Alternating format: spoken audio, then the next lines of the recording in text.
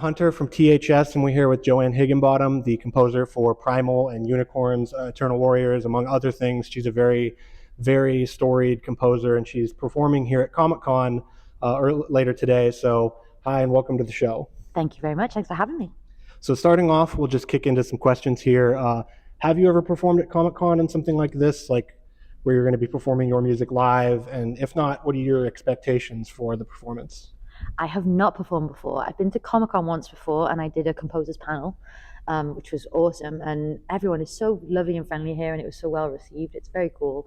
I am so excited for the performance tonight. First time doing that, and I've performed a lot with rock bands, and I've got a lot of that in my history. But this time with a full orchestra on stage, so they're going to play our score to Unicorn Warriors Eternal. We're doing the whole first episode, and then myself and Tyler Bates, the composers, are going to get up on stage, and we are going to join the orchestra and play in front of them. I'm a drummer, he's a guitarist, and we are then going to play some music from Primal, and hopefully this is coming out after the show. There's a surprise, some music from Samurai Jack as well. Oh wow! Okay, that's a surprise. That's not on the press release, but First exclusive here. You're getting Samurai Jack music as well. So like we were talking before, you've worked with GENNDY on plenty of things. How is it working with him? Because I know he's such a legend in the animation circle. Is there anything that like you were expecting or that you weren't expecting out of him? Is he very hands-on with the scores and everything like that? He absolutely is. He's very decisive. He knows what he wants, and that's really nice in a director. I've worked with many of them over the years, and sometimes they can change their minds. Oh, we want orchestra, so we'll spend a few days writing an orchestral cue, and it's like, oh, actually I'm not sure if it works, let's try something else. GENNDY is always from the get-go knows exactly what he wants. I started on the last season of Samurai Jack, and then we went on to Primal, both seasons.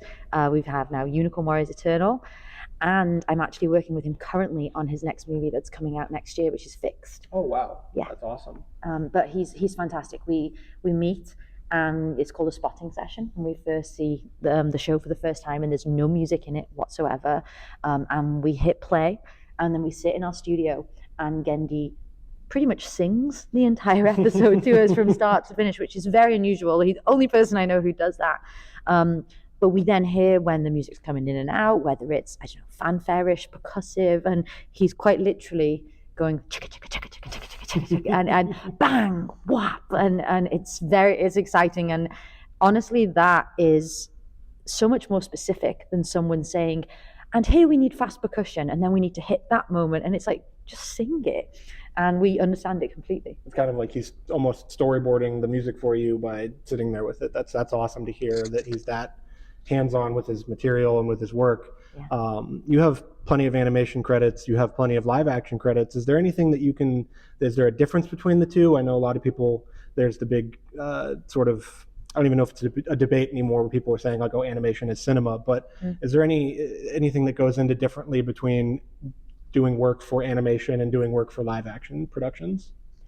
Yeah, I think it honestly depends on the animation. Luckily with GENNDY, with a lot of stuff we do, it's kind of aired towards adults. So I think when you have animation, and it's for children, it's a lot more, we call it Mickey Mousing. So like remember Tom and Jerry, the old cartoon? Yeah. When they're walking, you get plop, plop, plop, plop, plop, and those type of things. That doesn't tend to happen in GENNDY stuff because it's aimed at adults. Yeah. That said, in Unicorn Warriors Eternal is probably the most kind of family-friendly one that we've done with him, and it is a little bit more that way. It's a full orchestral score. We really got to go wild on it, and I absolutely love the score to that we ended up with for that show. But because it's aimed more at family, we have a lot more tailoring the music to movements of the characters and between dialogue and stuff. So yeah, there's definitely that debate, and it depends on the exact show. Yeah. So you're performing tonight. I go to a lot of concerts. Our audience goes to a lot of concerts. Would it be like the same thing? Like you're planning it out, like you have the opener that's like, sort of the lead single off the album or whatever, and then you have stuff in the middle, and then you're going to have the encore or stuff like that. Is that it? Like, did you guys plan this out, or are you just like, we're going to do the first episode and then this and then this? But like go into the process of sort of deciding what to play for this concert. Yeah, we've been working with Adult Swim for about 2-3 months on prepping all of this. There's so much work that goes into it.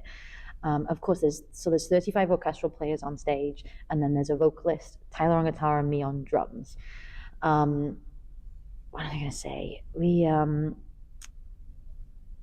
Adult Swim wanted to air an entire episode of Unicorn Warriors Eternal, so that was the get-go. Like, the first thing we do is we're playing the genesis, the idea. So we were like, well, let's start with that. Well, Gendy's going to come up and introduce us, and then we're going to hit play on the episode, and the orchestra is going to play it exactly like you hear it if you streamed it on HBO Max.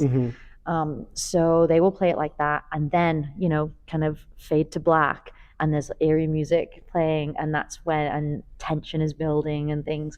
Me and Tyler walk up on stage, and that's when we're just playing score cues, and that's more like a rock performance. That feels like, because it's more lively and obviously not scored to picture. There is flashes of Primal and Samurai Jack happening, so you guys know what the score is meant for, but it's not to picture, and it's more jamming, and it's great. Honestly, what's so cool, the venue is amazing. If you've been to the Adult Swim Festival, I haven't been to before, it yet. Honestly, usually from outdoor venues, you don't get a lot of sound. Like, they either have to limit it, or you're not in an enclosed space, so it's normally not super loud. They have 7 subwoofers below my feet. You're going to be rocking today. It rumbles. It is so incredible. I was so impressed when I got there this morning, and we sound checked this morning, and we ran everything through twice, and it sounds so good. Okay, I'm looking forward to it. So should everybody else. So just to finish up with the performance and everything, you were saying how you guys are playing along with the episode. How much did you guys have to practice for this, or is there just no practice? And you guys, well, of course, we're musicians. There's going to be practice, but like, how much practice is going into like getting it timed to the actual episode, or is it just kind of you're going to work through it as you go along? So luckily, obviously, it was written to the episode, so the music already existed in that format. The most difficult thing for the last month has been orchestrating that to be performed live, because of course, when we're in the studio, I'm grabbing my bongos or my drums, and I'm picking all these flavors of percussion, and I'm just recording it as we go. And the music isn't written to be performed necessarily, it's written to picture. So if you know much about music, there's some horrible time signature changes in the performance, because I don't know, a gun's fired or someone starts running, and we have to reach that moment. So there's lots of drastic tempo changes. The amazing thing is these musicians are top of their class. They're very, very good. They're on the music union, and they saw the music for the first time this morning. Wow. We ran through it twice, and they're going to rock it tonight. Wow, that's impressive that they're just kicking ass already. So just to finish up, do you have a favorite track that you're performing tonight, or a couple favorite tracks that you're really proud of that you're expecting people to really go along with at the concert? I do. At the very end of episode 1, when Melinda jumps on Copernicus's back and they ride off to begin their adventure, and to begin the whole storyline of season 1, we play for the first time the unicorn theme, like the team theme, and it goes into the rolling credits. So although it's not perfectly to picture, the credits is my favorite, because it's so thematic and it's so melodic, and hopefully people will go away humming it and singing it. Well, that's awesome. So thank you to Joanne Higginbottom for coming out. Make sure you watch Unicorn Warriors Eternal on Max, and you watch Primal and Samurai Jack and all the other stuff, wonderful stuff that she's done. So thanks for watching, and make sure to like, comment, and subscribe, and do all that YouTube stuff. So see you later.